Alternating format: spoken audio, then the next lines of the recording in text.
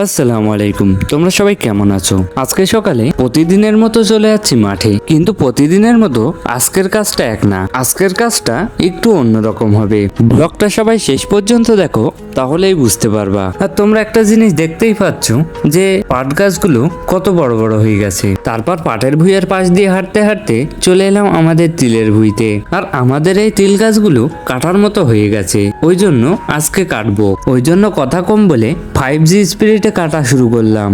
আর তিলগুলো কাটতে কাটতেই সামনে এসে দেখলাম একটা তিল গাছে একটা পাখির বাসা করেছে। আর বাসাটা দেখে মনে হলো এটা অনেকদিন আগেই করেছে, আর বাসার ভিতরে কিছুই নেই। আর তোমরা বাসাটা দেখে বলো তো এটা কি পাখির বাসা হতে পারে? তারপর তিলগুলো কেটে চলে এলাম বাড়িতে ভাত খাওয়ার জন্য। আর বাড়িতে এসে ভাত খেতে বসলাম, ঠিক তখনই খুব বৃষ্টি চলে এলো। ওই জন্য তাড়াতাড়ি করে চলে গেলাম তিলগুলো গাদা দিতে।